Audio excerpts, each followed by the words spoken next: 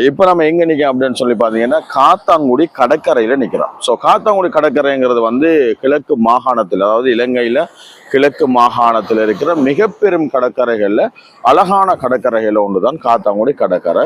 So இந்த காத்தான்குடி கடற்கரைங்கிறது அளவுலையும் பெருசு, அதே போல வந்து ஒரு அழகான ஒரு இடம். உள்நாட்டு சுற்றுலா பிரயாணிகள் மட்டும் இல்லாமல் வெளிநாட்டில் இருந்தும் சுற்றுலா பிரயாணிகளை கவரக்கூடிய ஒரு இடம் தான் இந்த காத்தான்குடி கடற்கரை அப்படிங்கிறது.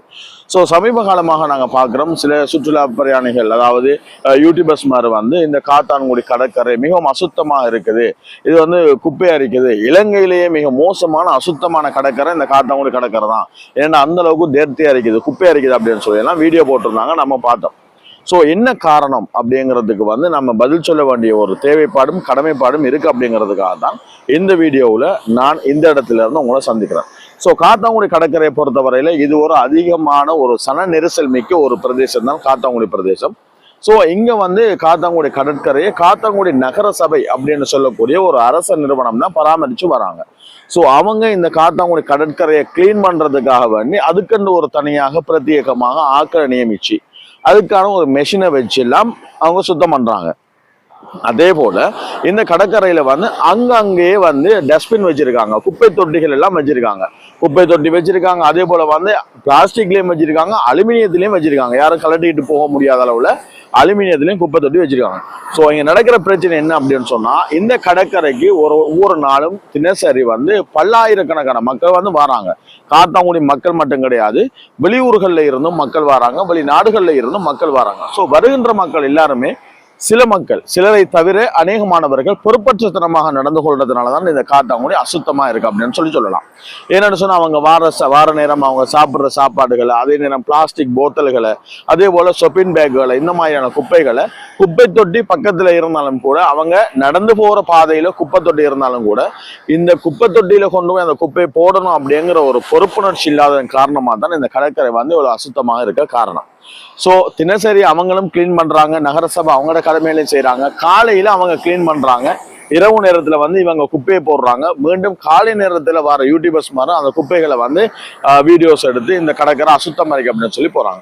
ஸோ இந்த கடற்கரையை பொறுத்தவரை நிறைய பேருடைய வாழ்வாதாரம் கூட இந்த கடற்கரையிலே தான் இருக்குது. நிறைய பேர் நிறைய கடைகள் வச்சிருக்காங்க, அதே போல வந்து சின்ன சின்ன வியாபாரம் பண்றவங்கலாம் இருக்காங்க. ஸோ இதுக்கு காரணம் என்ன அப்படின்னு சொன்னா, இந்த கடற்கரைக்கு வருகின்ற மக்கள் தான் காரணமோ தவிர ஒரு ஊரையோ அல்லது அந்த பிரதேசத்தில் இருக்கிற மக்களையோ அல்லது அதை நிர்வகிக்கிற ஒரு நிறுவனத்தையும் நம்ம குறை சொல்லிக்கிட்டே இருக்க முடியாது. ஸோ ஒவ்வொருத்தருக்கும் பொறுப்புணர்ச்சி வர வேண்டும். இந்த கடற்கரைக்கு நம்ம போறோம், இந்த அசுத்தத்துக்கு வந்து அவங்க குப்பை தொட்டி வச்சிருக்காங்க, அந்த குப்பை தொட்டியில நம்ம போடணும் அப்படிங்கிற பொறுப்புணர்ச்சி ஒவ்வொரு தனி மனிதர்களுக்கும் வரணும். இது இந்த ஊராக இருந்தாலும் சரி, உள்ளூர்ல இருக்கிறவங்களாக இருந்தாலும் சரி, அல்லது வெளியூர்ல இருந்து இங்க வாரவங்களா இருந்தாலும் சரி, இல்லைன்னா வெளிநாட்டுல இருந்து வாரவங்களா இருந்தாலும் சரி. ஸோ காலை பொழுதுல வந்து இரவு நேரத்துல குப்பை போடுறதுனால காலையில வந்து குப்பையா தான் இருக்கும். ஸோ அவங்க மதியத்துக்கு பிறகுதான் அதை கிளீன் பண்ணுவாங்க. ஏன்னா ஈவினிங் மாறவங்க அந்த சுத்தமான இடத்துல இருக்கணும் அப்படிங்கிறதுக்காக. அது சில யூடியூபர்ஸ் மாதிரி அல்லது வீடியோ மேக் பண்ணுவாங்க. இங்க இந்த பீச்சுக்கு வந்த நேரம் காத்தான்குடியில அழகு எல்லாத்தையும் சொல்லுவாங்க. பிரதான வீதியில ஈச்சமரம் இருக்குது, அழகா இருக்குது. அதே நேரத்துல வந்து அல்லாக்ஷா வடிவிலான பள்ளிவாசல் இருக்குது, அழகா இருக்குது, மியூசியம் இருக்குது, மிக முக்கியமான ஒரு இடம். இப்படி எல்லாம் காத்தான்குடியெல்லாம் சொல்லிட்டு ஸோ இந்த கடற்கரைங்கிற ஒரு விஷயத்தை வச்சு இது அசுத்தமா இருக்கு அப்படின்னு சொல்லி விஷயத்தையே வந்து எல்லாத்தையும் ஜீரோ ஆக்கிடுவாங்க. ஸோ காத்தான்குடி மக்களாக இருந்தாலும் சரி, வெளியூர் மக்களாக இருந்தாலும் சரி, இந்த காத்தான்குடி கடற்கரைக்கு வர எல்லா மக்களாக இருந்தாலும் சரி, தயவு செய்து ஒரு பொறுப்புணர்ச்சியோடு நடந்து கொள்ளுங்க.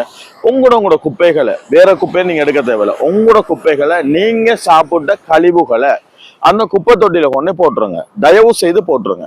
ஸோ நீங்க எல்லாருமே வந்து ஒவ்வொரு தனி மனிதர்களும் இந்த சுத்தத்தை நீங்க விரும்பினீங்க அப்படின்னு சொன்னா திருப்பி வரவங்க சுத்தத்துல உட்காரக்கூடிய மாதிரி இருக்கும்.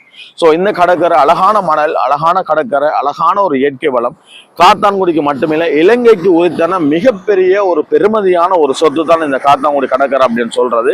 எல்லா வளங்களும் நிறைஞ்ச ஒரு இடம். தயவு செய்து அதை பயன்படுத்தி கொள்ளுங்க. நம்ம சொத்தை வந்து நம்ம தான் பாதுகாக்கணும். அதுபோல வந்து இது பொது சொத்து, நமக்கான சொத்து. இந்த இயற்கையை பாதுகாக்க வேண்டிய பொறுப்பு நமக்கு இருக்கு அப்படிங்கிறதுக்காக இந்த வீடியோவில் உங்கள்ட்ட கெஞ்சி கேட்டுக்கொள்றேன். தயவு செய்து இந்த காத்தான்குடி கடற்கரைக்கு வரவங்க உள்ளூராக இருந்தாலும் சரி, வெளியூராக இருந்தாலும் சரி, வெளிநாட்டாராக இருந்தாலும் சரி, தயவு செய்து இந்த கடற்கரை வந்து சுத்தமாக வச்சிருக்கிறதுக்கு உதவி செய்யுங்க. ஸோ இங்க எல்லா இடத்துலையுமே டஸ்ட்பின் வச்சிருக்காங்க, இல்லைங்கிறதுக்கே கிடையாது. பலவிதமான டஸ்ட்பின் பல இடத்துல இருக்குது. ஸோ உங்களோட குப்பைகளை நீங்க அந்த டஸ்ட்பின்லேயே நீங்க போட்டாலே போதும். தயவு செய்து இந்த ஒரு முயற்சியை ஒவ்வொரு தனிநபர்கள்ட்டையும் இந்த மாற்றம் வரணும் அப்படிங்கிறத எதிர்பார்க்கும். ஸோ அதுக்காக தான் நான் நேற்றும் ஒரு வீடியோ பார்த்தேன். ஸ்ரீலங்கன் ஒரு இந்தியாவை சேர்ந்த ஒரு சகோதரர் கூட இந்த வீடியோ போட்டிருந்தாரு. ஸோ அவர் காத்தாங்குடி எல்லா நல்ல விஷயத்தையும் சொல்லிட்டு இந்த காத்தாங்குடி பீச்சை வந்து ஒரு அசுத்தமான பீச் அப்படின்னு சொன்னாரு. ஸோ இப்போ நாங்கள் அவங்க வீடியோ மேக் பண்ணக்கூடிய அதே நேரத்தில் தான் இப்போ நம்மளும் வந்திருக்கிறோம். விடிய காலை பொழுதுல இப்போ நேரம் வந்து சரியா வந்து 6 மணி 10 நிமிஷம் அதிகாலை பொழுதுல. ஸோ இந்த நேரம் குப்பையாக தான் இருக்குது. ஸோ இதே வந்து நம்ம லேட்டாக வந்து பார்த்தோம்னா ஒரு 12:30 1 மணிக்கு நம்ம வந்து பார்த்தோம்னு சொன்னால் க்ளீன் பண்ணியிருப்பாங்க. ஸோ தயவு செய்து இந்த ஒரு நிலைமைக்கு வச்சிடாம நீங்க நைட் நேரத்துல இரவு நேரத்துல வாரவங்க தயவு செய்து குப்பைகளை குப்பை தொட்டியில போடுங்கன்னு ப்ளீஸ் பண்ணி நான் கேட்டுக்கொள்றேன்.